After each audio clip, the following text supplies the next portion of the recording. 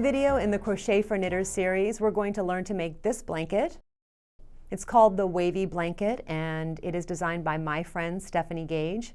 Stephanie is a photographer, she's a knitter, a crocheter. She dyes yarn, she makes beautiful yarn on her website, Spinning Colors, and she has several patterns available on Ravelry. And I will give you all the links where you can find Stephanie in the video description field below, as well as on my website. Also, if you'd like to get your free copy of this pattern to follow along, here's a link to my website, take you there, and I'll link from there where you can get your free pattern. This pattern is really very simple, but very versatile. You can use any yarn, any hook, and really make this work for you any way that you want. Stephanie has given us a specific yarn weight and a specific hook size to make a baby blanket, and you can look on Ravelry. A lot of people have knit this already, and you can see what they've done with different yarns and different colors. I get a lot of inspiration every time I go to Ravelry and I see the color combinations that people have put together for different things.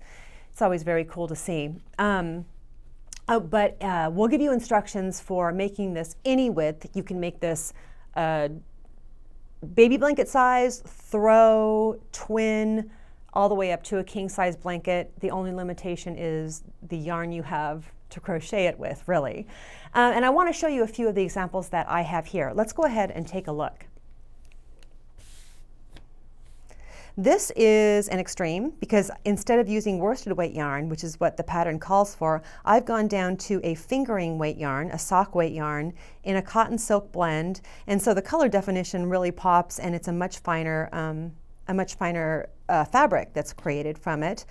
All of the information about everything you see here that I'm going to show you, all of these yarns and the needle sizes that I used, are all in the video description field below, as well as on my website, because I have a lot of different samples to show you a lot of different yarns. Anyway, there's one 2-color option.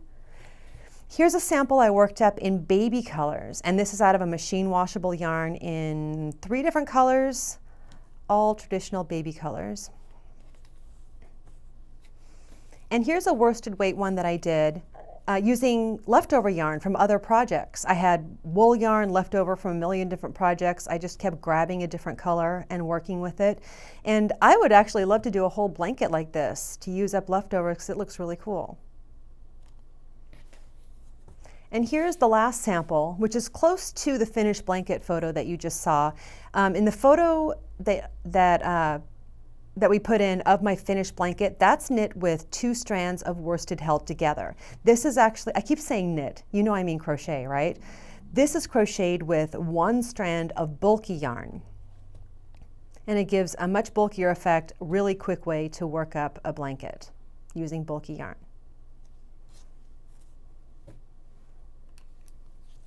Now the pattern tells you how many to chain to start with for the baby blanket that Stephanie gives instructions for, but really you can make this any width.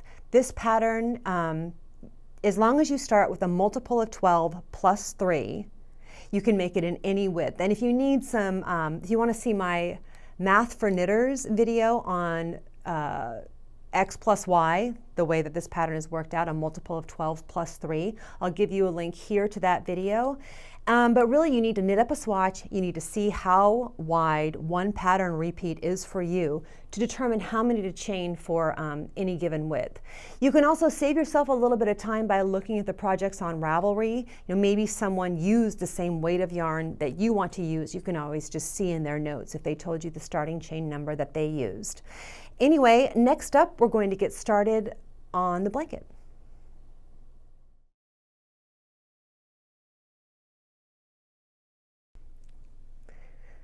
If you have your free copy of the pattern, you have the hook you want to use, you have the yarn you want to use, and as many colors as you want to use, you're ready to go. I'm going to show you how to work this and put all of these stitches together. In this blanket, there are 4 different stitches used besides the starting chain: single crochet, half double crochet, and triple crochet. And if you are somewhat familiar with these stitches, this tutorial should be enough to remind you and get you going on your blanket right away. If any one of those stitches you're not familiar with, I'm going to give you a link to a very slow demonstration of each stitch as we get to that stitch in the pattern. So then you can watch that, learn that stitch. You know, maybe you've never worked a triple crochet before. Then you can come back and watch the video to put all those together. Let's get started with the pattern. We're going to start with the starting chain here. Let me get a sample. Okay.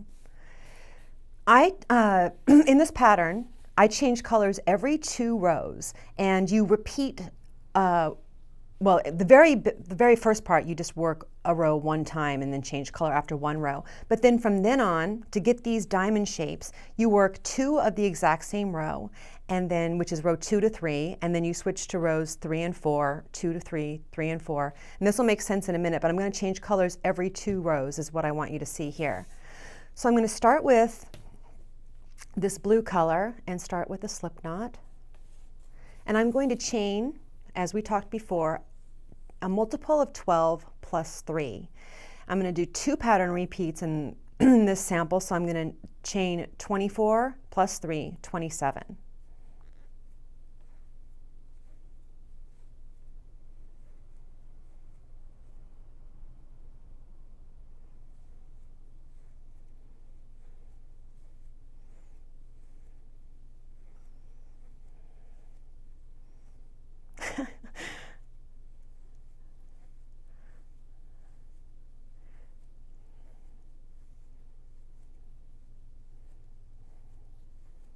I was very careful not to talk at all during that counting because I'm pretty notorious for losing count while I'm teaching in video.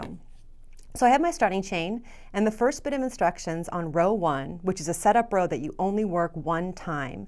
I'm going to begin in the 2nd stitch from the hook, 1, 2, and I'm going to work a single crochet. And this is going to give us the bottom border. So you can either work from the top leg of the V, or you can work from the spine of the crochet chain, what I call the hyphens on the back of the crochet chain. It's entirely up to you. I like to work from the top leg of the V. So I skip the first one. I'm going to work a single crochet into that first stitch, and I'm going to work a single crochet into the next stitch. So 2 single crochets. Now we want to get wider, so the crochet stitches are going to get taller. Now we're going to work 2 half double crochets. You yarn over first, go into the next stitch, grab the yarn and pull up a loop, grab the yarn and pull through all 3.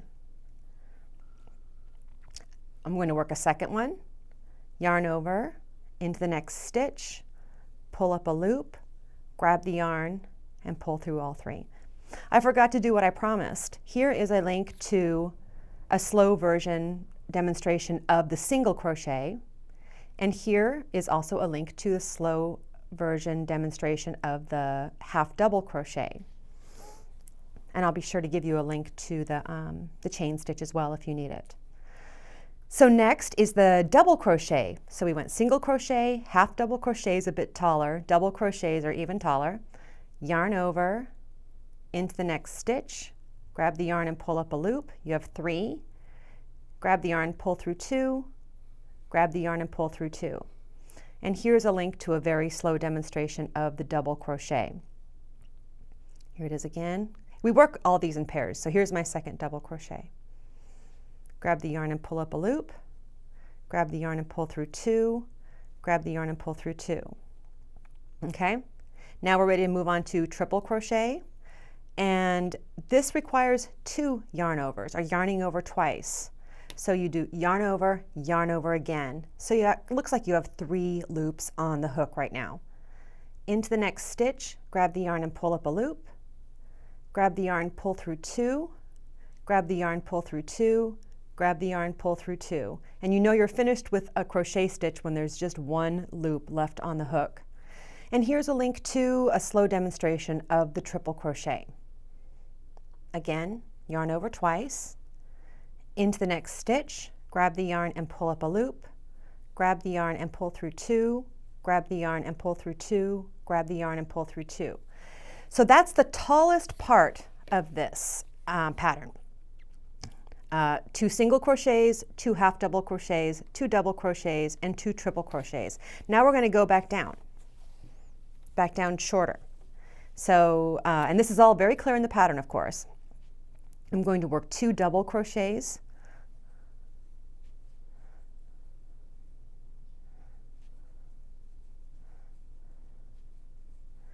two half double crochets,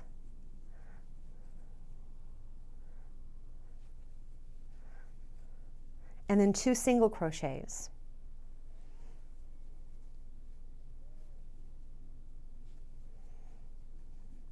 And now we're ready to go back up in length. So half double crochets, a couple of rows of this pattern, and you can do it in your sleep. Double crochets,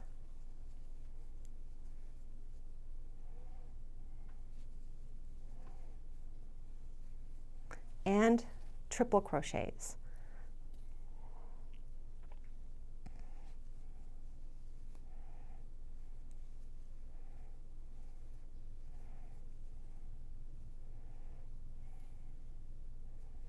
And a little extra patience is always required when you're working the first row. Working into the foundation chain is the hardest row. So we get it over with first.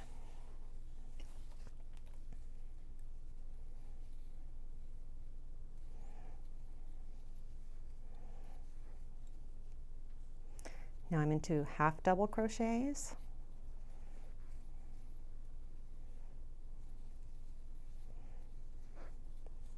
and 2 single crochets,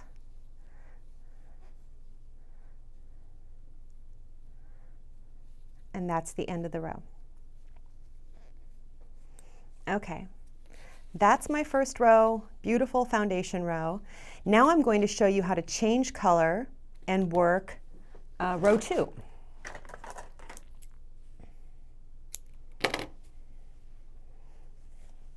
I'm actually going to have to work from the wrong end of this yarn.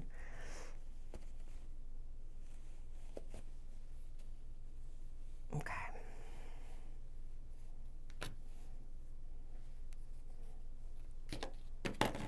I have broken the yarn from this blue color because I know that after row 1 I'm ready to change color. I'll flip this over. I have my new yarn ready to go. This is how I like to change color. It's best to have a surface to work on. Your lap is usually fine. I grab the new color of yarn and pull it through that loop, and then tighten everything up and tie the old end to the new end in a tight knot. Usually I find I can just weave in the ends after that, and everything's fine. I can leave the knot there. Sometimes the knot loosens up, you need to end up taking it out, but if nothing else, it's going to hold that stable while I continue on with the rest of the blanket. So now I'm going to start with row 2, and with color B, which I've just added, you want to chain 3. And begin the next stitch in the 5th chain from the hook. So that means we skip the first one in the old color and move on to the next one. And the reason for that is this chain 3 is going to count as our first triple crochet, because what we're doing here, this is the row I just finished. Now we're going to work long. We worked short stitches into long. Now we're going to work long stitches into short. So my first stitch is a triple crochet, and that chain up counts as the first one. So I'll skip that first stitch and go into the second one with a triple crochet. So now we start to get shorter and work double crochet,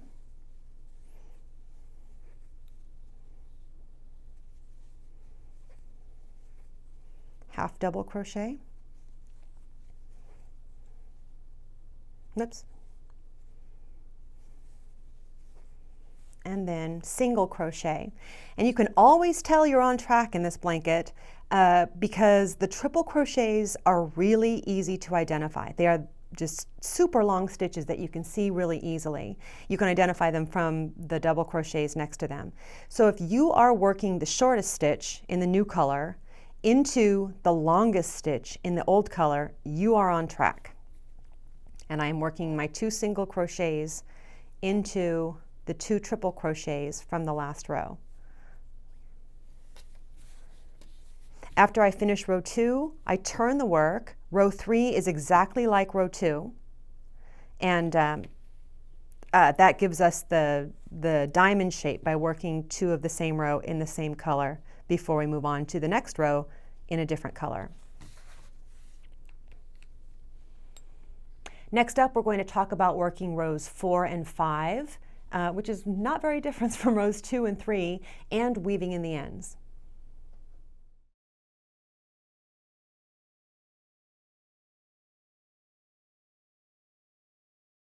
One of the nice things about this blanket is there aren't many steps to learn to be able to knit or crochet the whole thing. We've covered everything up to rows 4 and 5, which I'm going to demonstrate right now, and then I'm going to show you my trick for weaving in ends. So let's get right into rows 4 and 5. Look at this yarn matches my nails. That was not intentional. I've already worked row 4 here because I want to show you how putting the 2 of them together makes this diamond shape. So I changed color on the last row. This was setup row, row 1, row 2, setup row 2, 3, 4, and now I'm ready to work 5. So I put my hook back into the work. And I'll tell you another trick. When you need to put your crochet down for a little while, you can either pull the loop really big to keep it from going anywhere, or you can do something that I do, which is I take a clippy marker and put it in there so that you don't lose any stitches, and just take the hook out of the work. Very different from knitting. You have a lot of stitches to manage in knitting and not just one loop. Okay, so row 5, which is exactly the same as row 4, starts with a chain 1. And unlike the triple crochet chain up, this does not count as a single crochet. We're actually going to work 2 single crochets here into the first 2 stitches. So you skip the chain up that you just did and work 2 single crochets, going under both legs of the V, and then moving up to 2 double or half double crochets.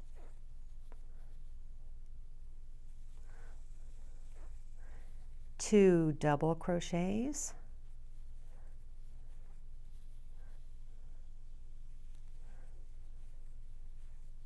2 triple crochets, and again here we are. Triple crochets are really easy to recognize because they're super long, and I know that I'm on track with the pattern because I'm going to be working 2 triple crochets into the 2 triple crochets because we're in the same color.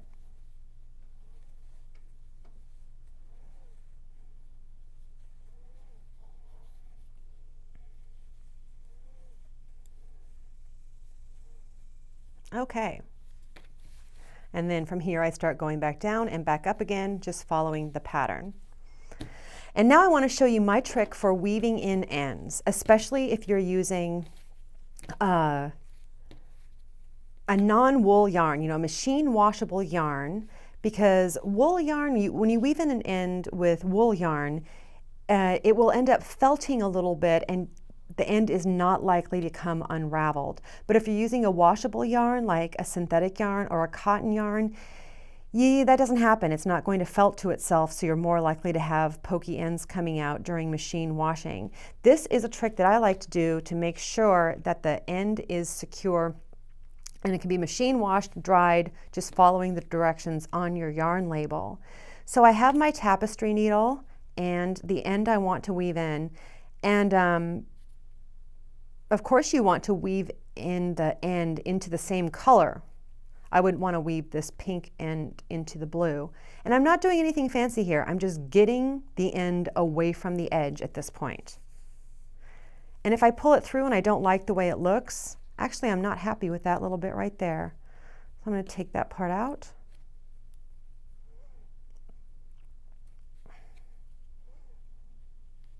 And weave it through a little bit more. That's good. Okay, that won't show.